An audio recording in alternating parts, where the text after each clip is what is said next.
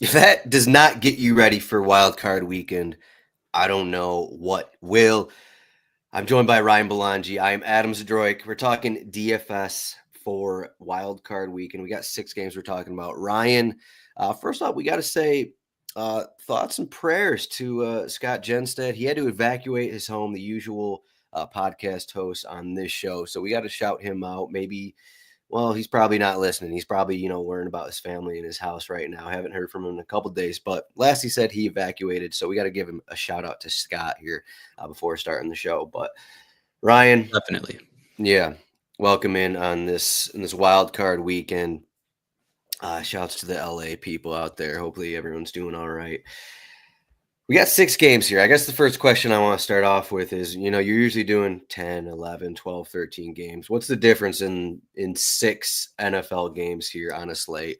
Especially it goes across Saturday, Sunday, Monday, which if you're really into it, I guess you could chain if you have some guys that play Saturday, maybe they're terrible, so you really mix it up on Sunday, Monday kind of a thing, but that's diving in too deep right now. But what's your overall process here on the 6 games?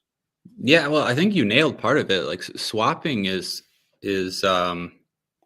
much more in play than normal, with games being on 3 different days, and kind of goes along with the 6-game slate. We're going to know who the chalk is, and it's sort of easier to play the leverage game on these smaller slates. And there's quite a bit of chalk in those later games, some in the Monday game and also in the Sunday game. So there'll be pivots to make if if somebody busts in the first game, there'll definitely be ways to catch up.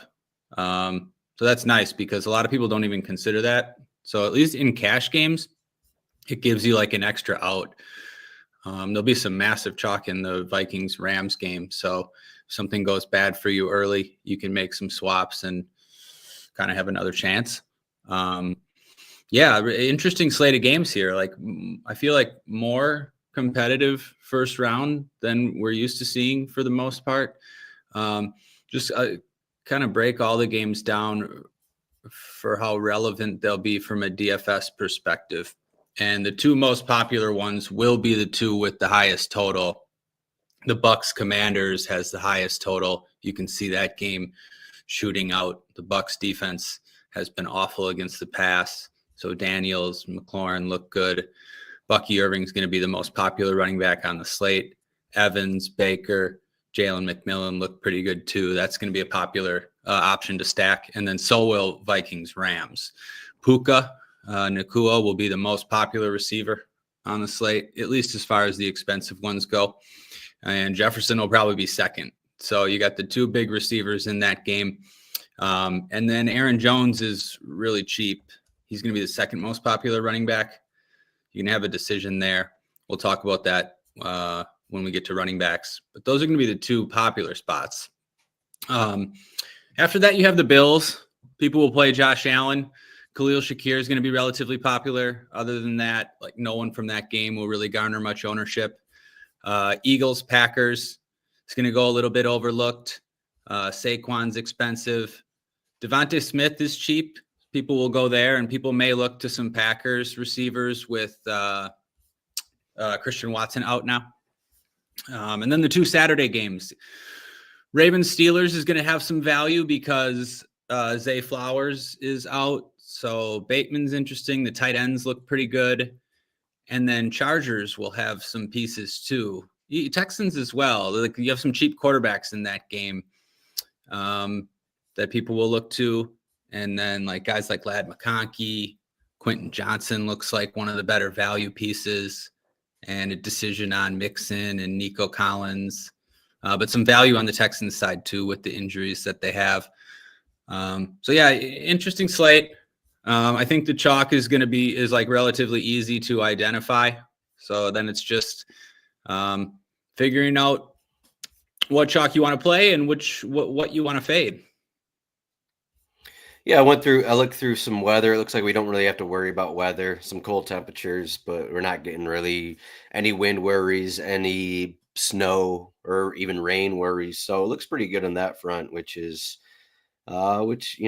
given the weather concerns across the country. I'm in Michigan, got snowstorms coming out here, but it looks like the weekend we're looking pretty good for these games, which takes one worry out of it, I guess you could say. Yeah, so a varied way you can go. You mentioned swaps. I was going to say, like, as soccer guys, me and you, we're used to swaps. So I guess, maybe we got a leg up on some of the NFL only people playing, World Cup games. Always got to worry about swaps when there's 3 games in a day, and they're all at different times. But so let's start with quarterback here. And just going through the list, I think one guy just for me, I've been riding the Bryce Young train for like the last month of the season in DFS. It worked out. It worked out in my favor, definitely in that last week. But this opening slate, it seems like there's just a limited amount of options here, especially for cash games. Just like Jane Daniels for me just stands out. I don't usually like paying too much for quarterback, but 7,500. I'm not sure I like anyone else here on this slate. Well, not on the slate. You could go to obviously Josh Allen, but I just think for price per his value, Jaden Daniels at 7,500. I just think he makes the most sense of anyone. But what else do you see here at quarterback? Yeah, I think you're probably right. I think the 3 most popular for cash games are going to be Daniels, Josh Allen, and Sam Darnold. Yeah, I like Daniels too. Just gives you that rushing upside, and it's a really good matchup. I mean, the Bucs pass defense is one of the worst in the league. We just saw like Spencer Rattler kind of control the game and kind of definitely have the best game of his career. Yeah. Washington hasn't been able to run the ball much. So it's going to be on Jaden Daniels. It's a really good matchup. I agree there. There's value to afford an expensive quarterback if you want to. So people will get to Allen, who's just been great. The 12 rushing touchdowns for Allen just make his floor and ceiling so high. So I think it's fine if you want to go there. And, people love playing Darnold in cash. For the most part, he's treated them well, except for until last week, he'd been pretty good. I mean, 29 fantasy points, 38, 23, 24, 24, 22. I mean, consistent. The passing game's been good there. And that's a good matchup that you can see shooting out. So I think those are going to be the 3 popular options for cash games. And then if people want to spend down, you can consider Herbert or Stroud. Been a really tough season for Stroud. I don't think I'm going to go that far down. I think it's okay if you want to play him in tournaments, but I mean, it's been forever since week 5. He hasn't scored 20 fantasy points since week 5, which is just wild for Stroud based on how good he was last season, how many ceiling games he put up last season. But they don't have Diggs and Dell, and it's not the same offense. But I do like Herbert if you want to save money. I think you could go to Herbert really in any format. He's been great the second half of the season. Definitely playing the best of his career. The last 3 games especially, completing I think like 75% of his passes, 23 plus fantasy points in 3 straight, at least 2 touchdowns in 4 straight. So I do like Herbert if you want to save the money. But I agree, like for raw points and just value, if you can get to Daniels, that makes a lot of sense. Yeah, I mean, looking through the bottom range, I don't know. I can't get to this Texans-Chargers game. It just feels like a defensive game here. We got probably 2 of the better defenses in the playoffs going against each other. 2 offenses that have been hit or miss. I mean, Herbert has had some good games, but I mean, the last 2 Raiders, Patriots, the Broncos defense has kind of fallen off as well as the season's gone along.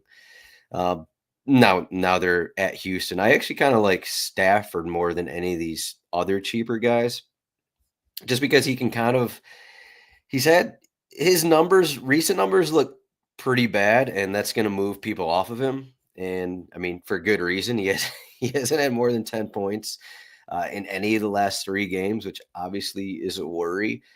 But they played the Vikings already this season. He had one of his better games. Sure, he had 4 touchdowns. What do you have? 25 points in that one. But I mean, early in the season, it was like, okay, the Vikings are this this blitz heavy team, and the quarterbacks who can deal with it are the smart ones who know how to, get rid of the ball early and know what their reads are before the blitz actually gets to him, which is kind of Stafford. I mean, you can combine that with his recent games, which are pretty bad, but is he going to be as bad as he has been in terms of reaching 10 points? Maybe, but I feel like, I don't know. I just think like that's a great call. I kind of like the matchup a little more than these other guys. Is Yeah, kind of no, what it comes down you're to. absolutely right. Don't really have anything to add. I think you said it perfectly. He torched the Vikings when they played in Week 8. He's kind of the perfect kind of quarterback for that blitz. And yeah, he's. I think his recent numbers will keep people off of him. So makes a lot of sense for tournaments. What are your thoughts on the two biggest underdogs, Bo Nix and Russell Wilson? I kind of look at it like both those guys could have more of tournament looks. Both those guys could have good games. They could, just because they're going to be passing so much, if you assume that the Ravens and Bills get to early leads. But those games could also finish 40-10 or 40-3, and they could just be in for a terrible game because, the defenses know that they're going to be passing at some point. So do you have any thoughts on those, playing either of those guys? Yeah, like I do think they're in play. I've heard people talking about playing Russ just because of how cheap he is. He lets you make different types of lineups. I don't know if I can do it with Russ. He's just been so bad, but I get it. I mean, there's some good pieces on the Ravens side if you wanted to play that game. I think I'd be more likely to play Nix. He's actually been good, and like the Broncos' offense has been pretty good. I mean, it's a tough matchup, but the Bills' defense has had some hiccups. I mean, we saw the Lions are a different team than the Broncos, but the Lions scored like 44 points against them or something. The Bills can get involved in shootouts. Both those teams will likely be playing from behind, so it does make sense. I don't know, probably not for me, but these tournaments, these GPP, the main GPPs have so many people in them that I never mind playing the quarterbacks. They're going to be low owned. Yeah. Yeah, agreed. Like Bo Nix. The top one. Sorry, go I was ahead. going to say Nix is 1K more than Russell Wilson, so it does make sense that he is a little easier to play, I guess you could say. Yeah, and then like for the expensive guys, no one's really going to play Lamar or Hurts. So that's fine too. All they need to outscore Allen and Daniels, which of course they can. It's just they're not in as good of a matchup, so they're not really going to be played. Like the Steelers have historically been Lamar's toughest matchup, I mean, especially in terms of fantasy points. Those teams played just a few weeks ago.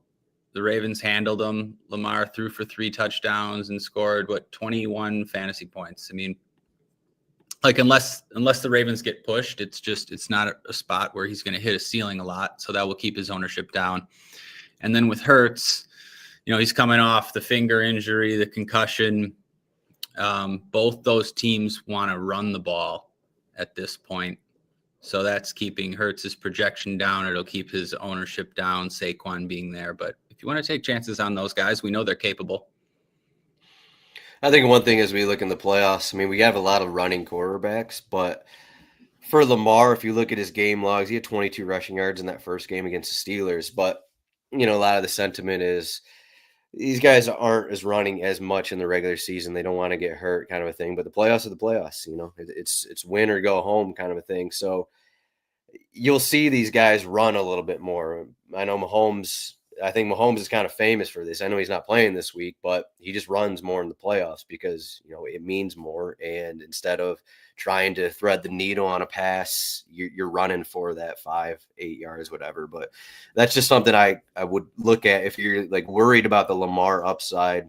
He is someone who could have a 70-yard run, or he could bust out for 100 rushing yards and a couple touchdowns if things don't go right for the Steelers defense. I wouldn't just look at, okay, he had 22 rushing yards the last time against the Steelers. I wouldn't really look at that. Yeah, you're right.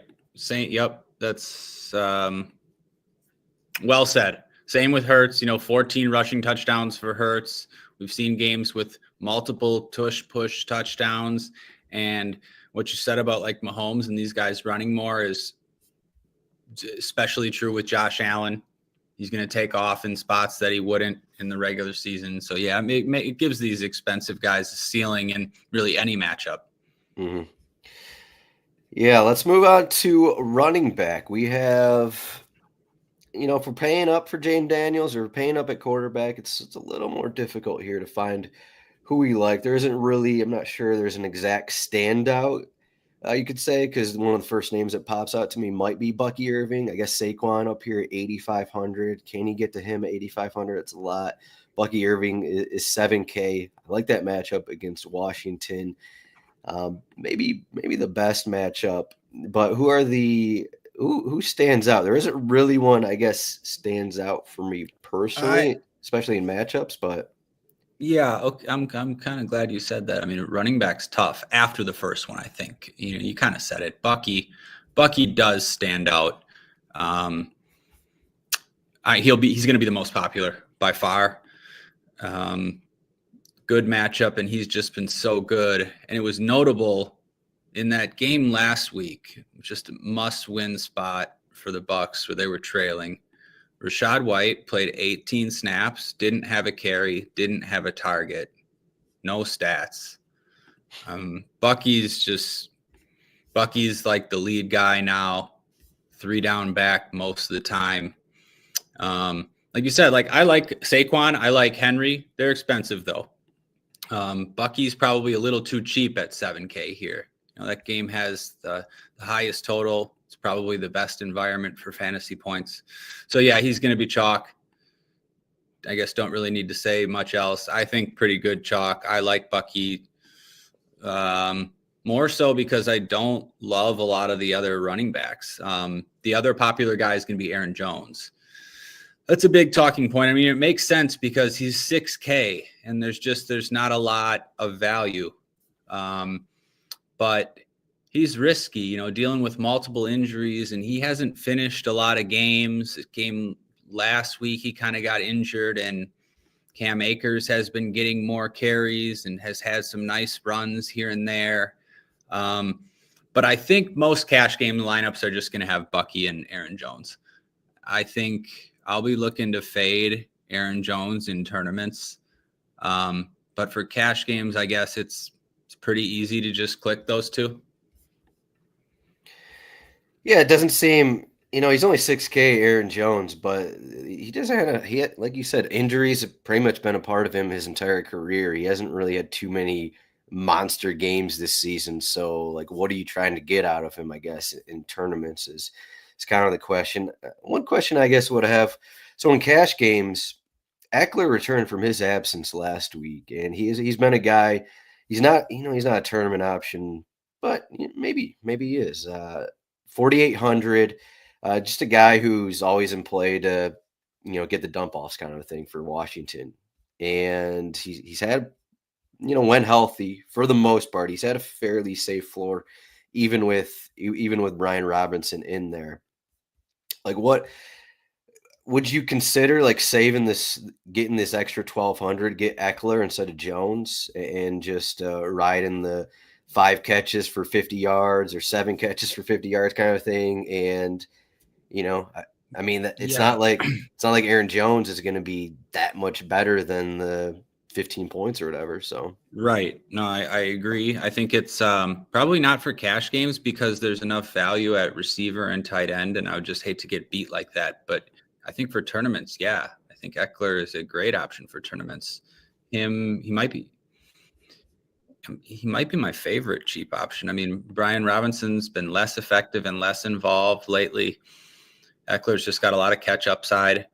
Jaleel McLaughlin is an option here too for the same price. It's kind of taking over as the lead back for the Broncos. Javonte Williams is still out there in certain passing situations and third downs, but hasn't really been getting any carries. McLaughlin's been getting a few catches and has looked pretty good. So yeah, those guys under 5K, I think are good options for tournament. Could take a chance on a steal or two. I guess they're right there. I guess that's probably more for the Saturday 2-game slate where you'll be thinking about that. probably prefer Jaylen Warren there. You just expect them to be trailing, and I would think he'll be out there catching more passes. You never really know with the Steelers. They like alternate which running back they like better on a game-to-game basis, but probably prefer Warren. And like the other guys are just like going to go overlooked. So tournament options can talk about like James Cook, for example. No one's really going to play James Cook because he doesn't see the volume as the other running backs. But we see these games where he has multiple touchdowns and, big chunk plays. So I think that's interesting for tournaments. Kyron Williams, I think, is interesting for tournaments. No one's really going to play him. Blake Corum injured now. So like Kyron already was seeing a ton of volume, but Corum had been seeing like one series per half. It's probably just gonna be all Kyron now. So I think that's interesting with just low ownership there. And obviously the expensive guys I think are really good tournament plays. Henry and Saquon, who can just break the slate. Like I think Saquon will be a little bit more popular. So kind of makes me like Henry. He had a monster game against the Steelers a couple weeks ago, like 160 some yards, didn't score, but just a good script and like an underrated spot for Henry. So I have some interest there. Touch on those guys. And then the last guy I want to ask you about is Mixon, because he actually projects. Like I looked at two different spots and see Mixon as like the third most popular running back. And even with the third or fourth best point per dollar projection, Bucky and Aaron Jones are at the top everywhere. But it's kind of Mixon right under there. And I don't know, it's a tough one for me based on how bad their offense has been recently, how bad the offensive line has been. But Mixon has had some monster games. I think he'll be more involved in the passing game here without Diggs, without Tank Dell, with that shaky offensive line. We could see some dump offs, some screens even. So I do get the Mixon argument, or I mean, I get why he projects well, I guess I should say. He was one I was going to bring up because any thoughts there? He's basically rested at the end of the season. They didn't really have too much to play for. So, I mean, you can't really look at his stats for really the last 3 games. But I guess one thing, you say, okay, he has a bunch of big games, but for being honest, look at the opponents in all of his big games. Colts twice, Patriots, Jets, Cowboys when they were at probably the abyss of their season, Jaguars again. One of these was early against the Packers. Just like the easiest teams on their schedule. And then week 15, this was probably before he was being tapered off a little bit. 12 carries for 23 yards against the Dolphins. Like, what's going on there? Titans performance. Okay. I mean, if you look at the matchups against actual playoff teams, and the Chargers have a decent defense, it is kind of worrisome.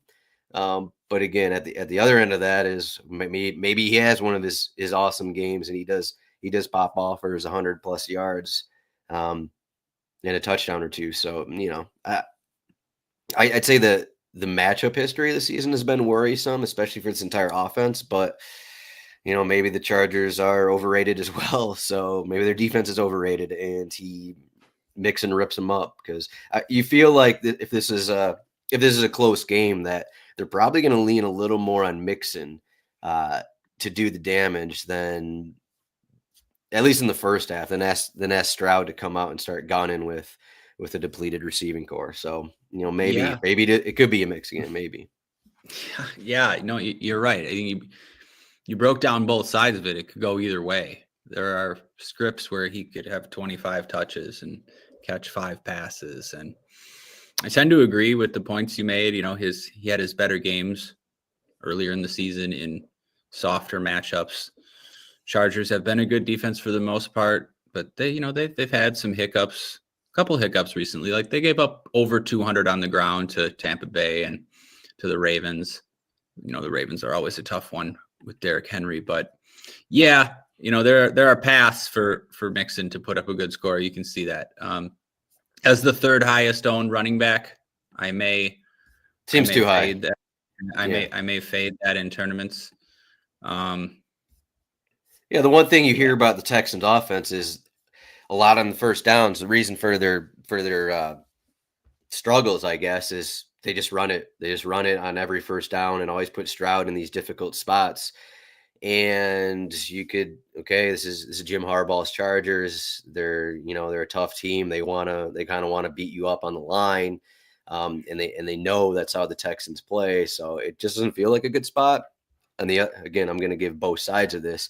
This is the third straight road game for the Chargers, and there are a lot of stats out there that show that 3 straight road games are bad for teams. Maybe this Chargers team just falls apart because they've been traveling so much. Just giving some wild takes here, but in case you need reasons to play or fade Mixon, I guess. Sure. Yeah. I guess last guy worth mentioning is J.K. Dobbins. He was going to be relatively popular and looked like a pretty good play until, I guess, just Gus Edwards practiced fully all week and is full go. Not that it's a huge deal, but it's something.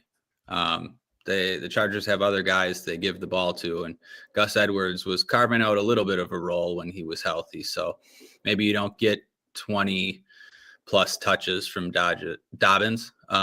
But now that he's going to be lower owned, I still like it's a fine pivot off Aaron Jones. Aaron Jones, if he's going to be 40% and Dobbins is going to be 7-8%, whatever he's going to be, like those are good tournament plays. Yeah. All right, wide receiver. You already mentioned Puka is pretty much going to be the most popular guy. He comes in at 7,600. Good matchup. We already talked about Stafford, and Nakua has been pretty much his guy. Cooper Kupp really hasn't been around too much. I guess I shouldn't say around too much, but his numbers just really haven't been good for a few weeks now. So we look at the top end plays. We look at Puka. And then you kind of scroll down. You mentioned all the value plays, and I keep seeing on my timeline on X. It's like this is round 4 of Lattimore against Mike Evans. So is Jalen McMillan one of your value targets here at 5,200 for the Bucks? Yeah, definitely. I think McMillan. Yeah, he was great to end the season. It makes a lot of sense for the reason you said. Another round of Evans, Lattimore. I know they've got ejected playing against each other at least once for fighting. Always pretty contentious. I'm not sure Lattimore's as good as he used to be. I mean, he's not. I don't think it's like a nightmare matchup for Evans. I still think you can consider Evans too. But yeah. Something to bring up, and McMillan looks like one of the better values. I think we'll start at the top. You said, Puka's going to be the most popular receiver on the slate, like by a mile, and it makes sense. Just taking over as the number 1 guy there. He's so good when he gets the ball in his hands. They're going to target him a ton. Yeah, he just has the best projection, both from like raw points and point per dollar, like by quite a bit. So he's going to be massive chalk. Jefferson will be next. And then after that, people will look to the value. So besides McMillan, Khalil Shakir will be the popular option for the Bills, just as like the guy in the slot that people trust. Allen, doesn't really give anybody else requisite volume. So Shakir projects best for the Bills there. You have Bateman at 5K, who's going to be the number 1 wide receiver again with Flowers out. Bateman looked pretty good last week, 8 targets, 5 catches, touchdown. I think the most popular is going to be Quentin Johnston, which is pretty funny based on, his history. But I would agree with it. He had 13 catches on 14 targets last week. I know it was against the Raiders, but coincided with Josh Palmer being ruled out. Palmer's out again. Johnston's going to see, I think, more targets than these other value guys, which is just why I would trust it more for cash games. But yeah, like quite a few similar options. That's without mentioning like Packers guys are right there. Devonta Smith I think will be relatively popular in that range. Seems a little too cheap at 5,700. I think people who are going to live in that sort of mid 5K range down to Quentin Johnston, there's about 5 or 6 guys you can consider. There's a lot. I mean, there's a lot of tournament options for cash games. I mean, McMillan and Puka, just the standout guys. I mean, really, I don't know if. I mean, you mentioned Shakir. I'm not sure there's like another guy who stands out. Maybe Quentin Johnston there. But again, at the Texans, I'm not sure that's like at 4,800. It is okay. But yeah, there's a lot of tournament plays who you could look at and be like, I'll yeah, just say this is reasonable. yeah, the like relevant information. I think the 3 most popular in terms of value, the 3 most popular are going to be Devonta Smith, Shakir, and Johnston. Will all be in the 25-ish% range, would be my guess. So yeah, let's talk about some tournament plays. Like the mid range will go like a bit overlooked, but some good plays there. McConkey for one, McLaurin also a great matchup for McLaurin. Makes a ton of sense paired with Daniels.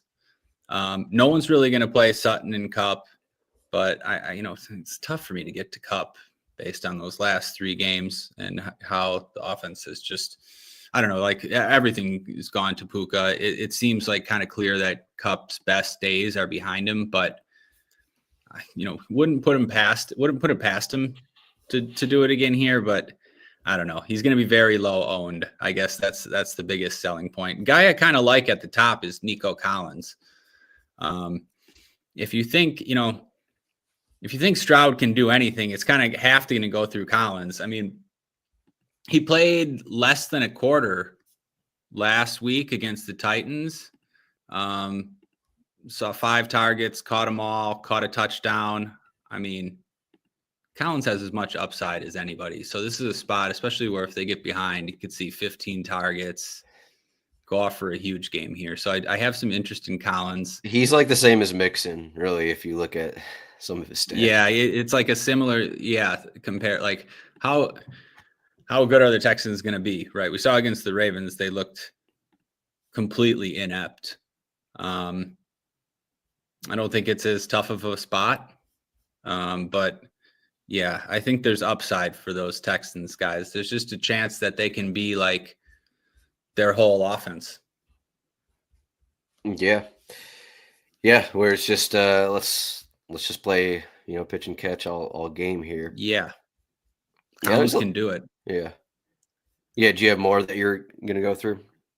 I don't think so. I mean, there's tons of guys like Jordan Addison will go overlooked because he had a nightmare game last time out, 1 catch on 6 targets after he'd been really good recently. But that game has a good chance to shoot out, and Jefferson is going to be very popular. We know Puka is going to be. So Addison is the leverage there. Maybe I think I'd rather go to Addison than Cooper Kupp, but either of those guys make sense as leverage in that game. Yeah, I don't think so. You haven't really mentioned Pickens yet, have you? I can't. You can talk about Pickens. No, he's just. I mean, we're talking about Nico Collins. He could have 15 targets. Pickens could have 15 targets, and we've seen at times how bad the Ravens' defense could be. So it's kind of the same situation. He had 8 catches on 12 targets, 89 yards. First time they played, it was an 18-16 game. What if this game is 34-31 or something? Yeah, I know you're right. I can't get there just based on how bad Russ has been, but no one's going to play Pickens. I think I'm considering it more on that Saturday 2 gamer. Even on that Saturday 2 gamer, like no one's really going to play Pickens. So I think I would rather do it there because there's less, I don't know, there's less guys he needs to outscore. I have trouble. I don't know. I don't know. You said like the Ravens, what do you have in the last game? 8 catches on 12 targets, even in a low scoring game. And occasionally we've seen the Ravens let teams get back in it. So yeah, you can see it, I guess. Yeah, looking further down, there are a couple guys who, stand out for tournaments. Uh, that I don't think, I don't know how popular they're going to be, but like Marvin Mims here, sitting in the Shakir, Bateman range, Johnson range. Like, how many people are clicking Marvin Mims? 5,100. He's just a guy who can take. He's a yak guy, I guess you could say. I think it was against the Chiefs, or even the game before that. He took something like 50 yards for a touchdown. But what? 2 touchdowns, 4 touchdowns the last 2 games. Um, if Bo Nix has to pass, it's not going to be. It doesn't have to be all to Sutton. He's getting at least 4 targets every game. So turn one or two of those Yeah. into a long gain, and he got 20 points right there for Mims, which could be a big differentiator compared to some of these other guys. Yeah. And Jalen Naylor, I'll say, is my Michigan State guy. I'm not going to say Jaden Reed. He hasn't really had the best season, but Naylor. I mean, we talked about the other two Vikings guys. Just again, just an upside guy. He's going to get long balls. He's been getting more targets the last couple of games. And, if the Rams focus on stopping Jefferson, could open up Naylor. I just think, he's getting the targets. So 3,600, just one of those long shots there who could be open for a 40-yard touchdown that really isn't going to be played by many people. So. Yeah, nice. I'll give a couple thinner punts for the big field GPPs. I do. Mims is a great call, by the way. I love Mims. He's a threat anytime he touches it. I don't know why he doesn't play more, but yeah, I think Mims makes a lot of sense. You can even play Mims just instead of a Bill with Josh Allen. We've seen Josh Allen unpaired or naked Josh Allen win plenty of slates just because his receivers don't get the volume. So yeah, play Josh Allen with Mims makes a lot of sense. Houston's number 2, I think, is John Mechie, who actually has some upside. He's only 3,900 if you want some exposure to that game and aren't going to play Collins or Mixon or Dalton Schultz, who we'll get to, who's going to be one of the more popular tight ends. And then maybe someone on Washington. We've seen Zacchaeus kind of emerge lately. Yeah, I don't know. Was debating mentioning a Raven with Zay Flowers out, but I don't think you need to do that. Yeah, Zacchaeus I don't might think be you need kind to. of popular. Yeah, I think like the other guys right above him will make it so he's not popular, like Quentin Johnston and Bateman and McMillan and Shakir. All the ownership's going to go to those guys. Your guy Wicks. I should have mentioned Wicks. Yeah, like all of those Packers are playable. Reed, Dobbs, Wicks. Like they'd be more popular on other slates that didn't have all this 5K value. But as it is, no one really wants to target the passing games in that Eagles-Packers matchup. And Packers, rightfully so, based on how Jordan Love's looked the past few games. But those guys are cheap, and I think one of them's likely to have a good game, especially if the Packers are playing from behind. You don't think the Packers are going to win? I don't think so. Just, if you would have asked me a few weeks ago, I would have said they have a pretty good chance, but I think they're at like a low point right now in their season. But Hurts hasn't played in like almost a month now after that concussion and finger stuff. It's not a sure thing. If the Packers get a lead, they're a good running team, so you never know. Josh Jacobs for tight end. For tight end, I looked through the list and I didn't really like anyone, but then I looked into it a little more, and all these top guys are at least getting targets recently. So it's not like there's they're all under 5K, so that's also helpful. We don't have a 6K, 7K tight end that we're dealing with, but they're all pretty cheap. I initially went down to, I was like, okay, Tyler Higbee's back, he's getting targets, 3,300. Why not? But maybe you don't even have to go down that far if you're getting, if you're getting a cheaper wide receiver in there, if you're getting Eckler in there, I guess you could say. Who's your tight end? I'm not sure anyone really stands out for me here. I think the tight end position is surprisingly strong. Yeah, it's pretty And wide open. I think you're going to see people with double tight end actually. And I think it makes sense if you want to afford multiple expensive guys too. I think for cash games, double tight end might even be popular. Both Ravens guys look like good plays for one.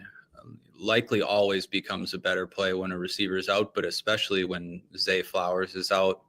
So I think people will look to Andrews and likely. Andrews has a touchdown in like 7 straight games. And again, just these guys get a boost with Flowers out.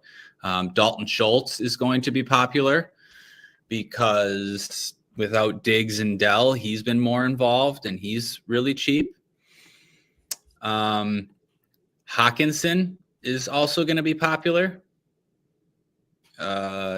He's just been popular on pretty much every slate for the last month with Darnold, with Jefferson, and that's going to continue. He's just seeing a bunch of targets. He's not seeing that many targets in a good game environment. No, for 4,200. I mean, 8, 6, 5, 7. I mean, he is for 40. Would you rather play Ertz or Hawkinson? Like I kind of lean for cash games. Yeah, for cash games, I think I'd rather play Hawkinson. Okay. But for tournaments, yeah, I don't know. I don't mind Ertz. Ertz has been good. Especially recently. I don't know if it coincided, they were missing a couple of receivers, but I just feel like Hawkinson is safer. Darnold is if you would look at their yards prop, like Darnold versus Daniels and Hawkinson versus Ertz, I bet there's a significant difference. So that's why you'll see Hawkinson project better. But anyways, yeah, even a guy like Freiermuth. Freiermuth is crushed in back-to-back weeks. He's the king of garbage time. Russ has been so bad throwing the ball downfield. And last game, it wasn't even all his fault. Pickens had 3 drops. But he just loves the short pass to Freiermuth. So Freiermuth has been crushing in the fourth quarter. So he's a fine option. And Will Dissly, even 3,400, back healthy. He had been popular until he suffered that shoulder injury. Now he's back, 5 of 6 targets and a touchdown last week. Really cheap. Mentioned likely. There's 5 or 6 guys here. That's without mentioning even Tucker Kraft. These Packers guys get a bump without Christian Watson. Cade Otton's back. I don't know. A lot of tight end options. I think double tight end will be popular. I like the Ravens guys if I had to choose just one. I think Schultz will be pretty popular in cash games. He seems pretty safe. It's wide open though. There's not one that just you're oh, I got to play him. Yeah, I'm scrolling through some of these over-unders on tight ends. Hawkinson might be the highest of the tight ends. He's 7 yards. Yeah. He's about 45.5. He's about 7 yards more than Ertz. Okay. Goddard actually might have the highest here. Really? If I'm looking, I don't know what this average number means, but Goddard is up there. He's 3,900. Okay, last thing, just in terms of popularity,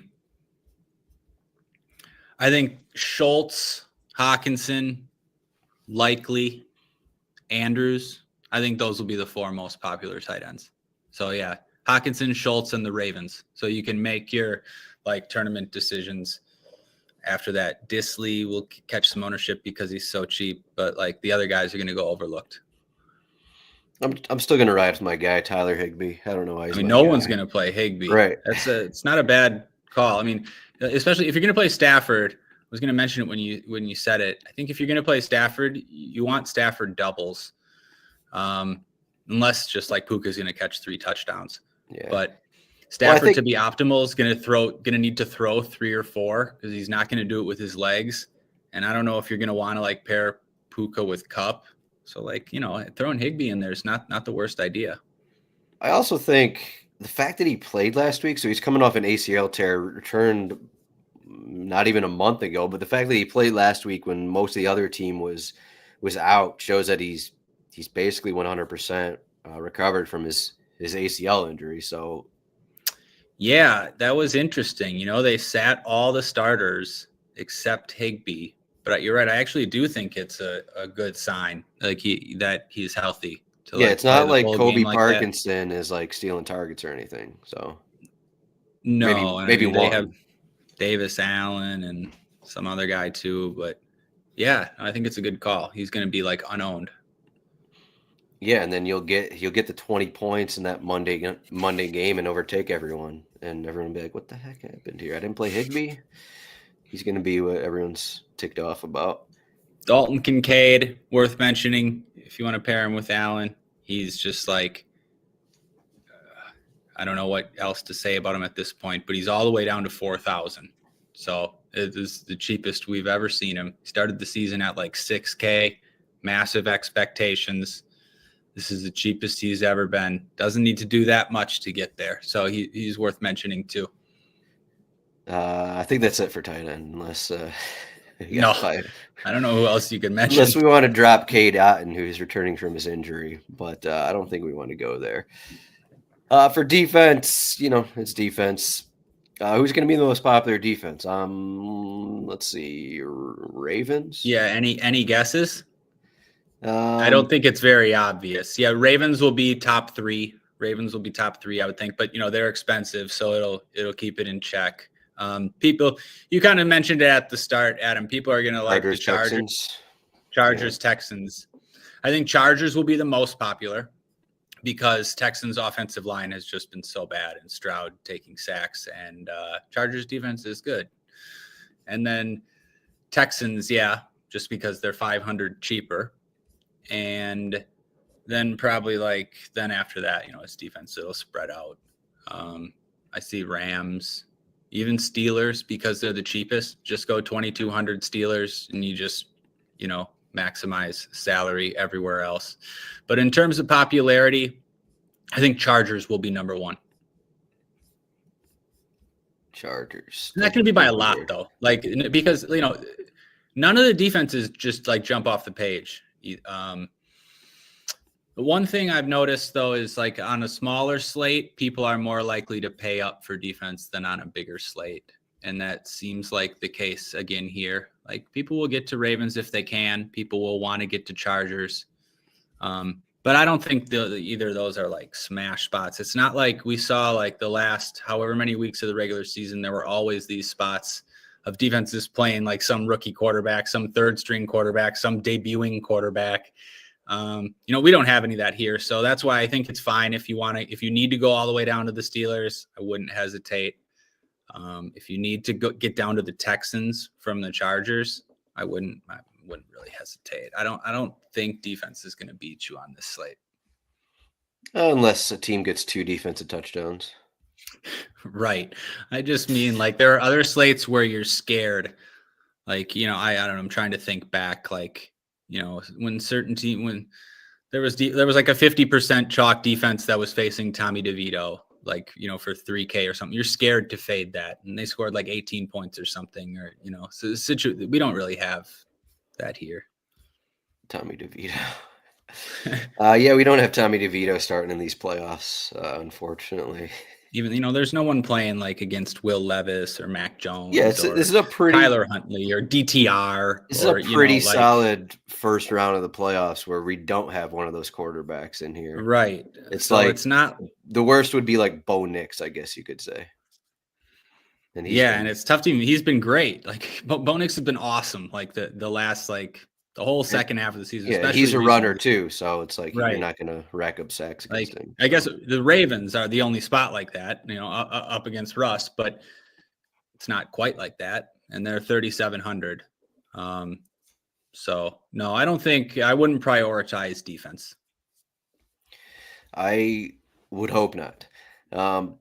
As I'm looking at this Rams-Vikings game, do you have any take on this one being moved to Arizona? Do you think it's going to affect anything in any way?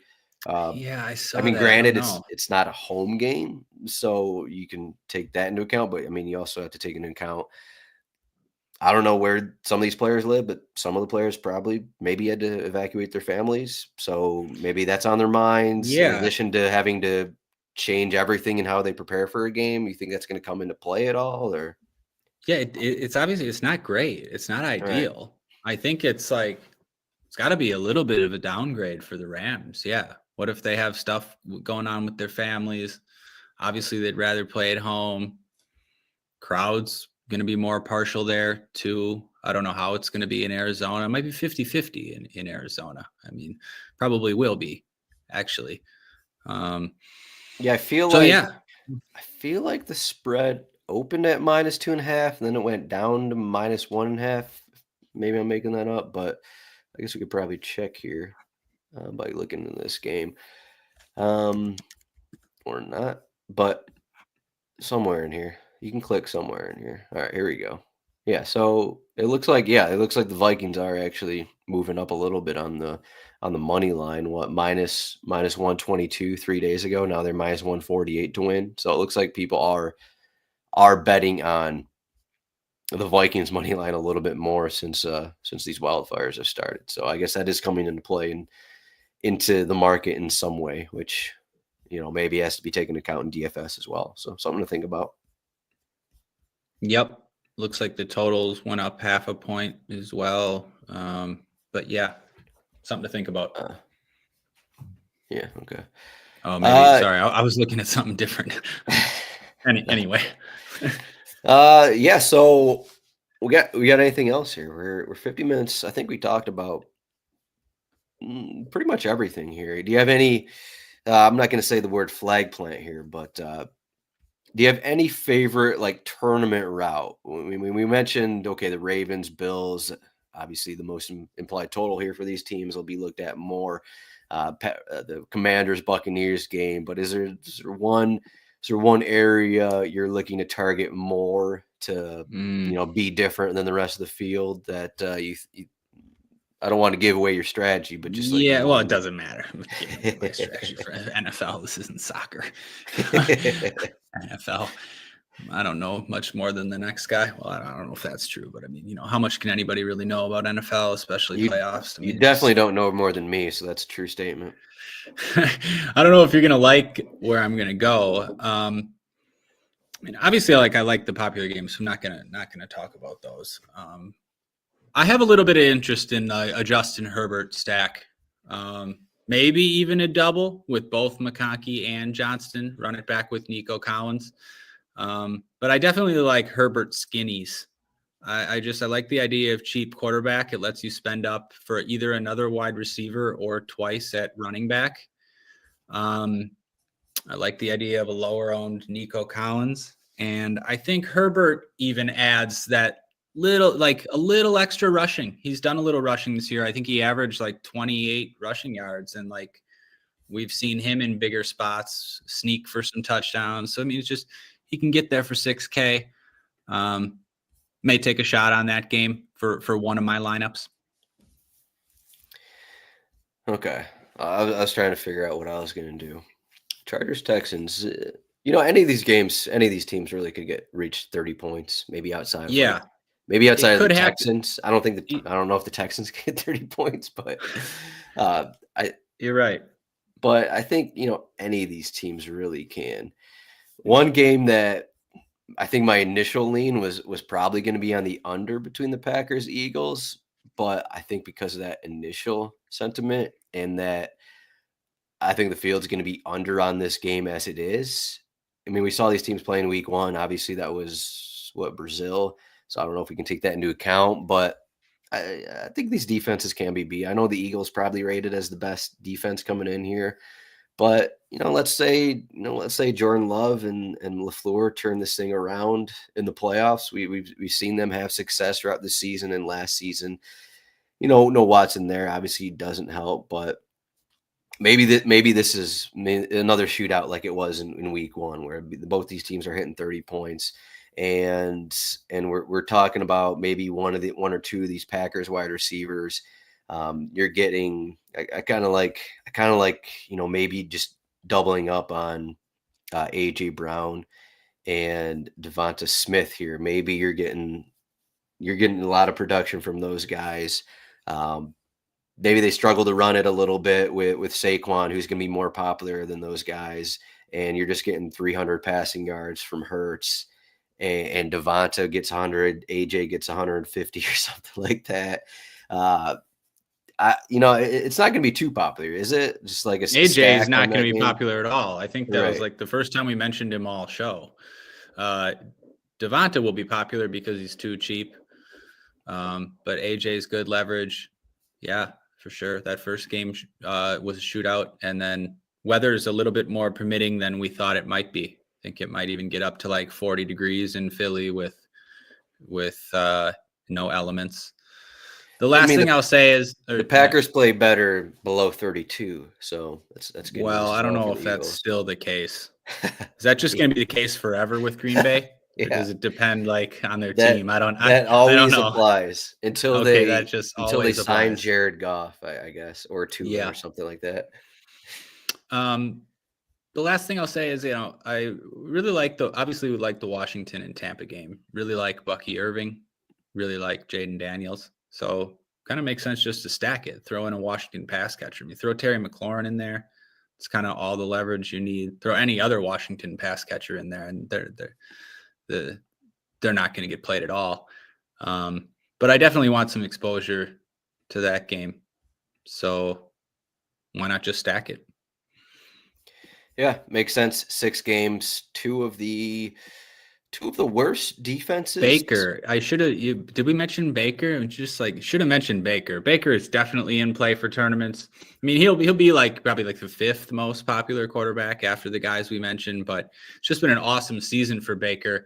You look, he puts up 20 plus every game, a number of 30 plus point games, like 5 or 6 of them. We've even seen him take off and run a little bit more this season, especially last week. 9 carries for 68 yards, pretty wild for a guy like Baker, but he's just such a gamer. I mean, this is a big spot for him. Home playoff game, they're favored. So I'm definitely considering Baker, because you can play. You could fade Bucky, and then that's massive leverage. You can also play Baker with Bucky and add in Evans or McMillan. Zacchaeus as well. So yeah, I have a lot of interest in that game. You can stack that game in multiple ways. I think you can have multiple players on both sides. I probably wouldn't have multiple. I wouldn't have multiple commanders though. Multiple Buccaneers. Probably want just one commander with Daniels, because he's going to do everything. A lot with his legs, and he kind of spreads it around anyways, a la Josh Allen. I'd say Baker kind of spreads it around as well, but yeah. I just want to end again on my running quarterback point. In a must-win spot, Baker Mayfield, 9 carries, 68 yards. He had that one key one, which I think must have been in the 4th quarter. But just another guy could pop up for rushing yards, and you're not gonna get that from like a Stafford. You're not gonna get that from Darnold. These guys just don't run, but you will get it from some of these other guys to look at if you want the added upside of maybe a few more rushing yards than they usually get. So, yep. All right, you got anything else for wild card weekend here? No, I think that was good. Yeah, we got it all in under an hour. Ryan said it was going to take 40 minutes. I said it was going to take 5 hours, but we met somewhere in between there. But you can find Ryan at Ryan Belongia. I am at Zdroik on Twitter. You can follow RotoWire at RotoWire. 48-hour trial, rotowire.com/pod. The only ad on the show. So shouts to that one. But that's all we got. There we go. I've got up the display names. They were gone. I added those. Thank you for watching. Please make sure to like this video. rotowire.com/pod. Also, check out the soccer content. I'll throw that in there. We're both soccer guys. So check out the soccer end of RotoWire. Thank you for listening. Thank you for watching. Ryan, good luck on – we got $1 million contest up in this playoffs, right? Good luck on the $1 million. I'm not going to play the $1 million, but thanks. I'm going to play. I got a ticket to the 555. There's 100K up top, so I'm going to play one in there. Okay, so Marvin Mims for 500K. Let's do it. Okay. All right, thank you, everyone. We'll see everyone next week. Thanks, Adam. Good luck, everybody.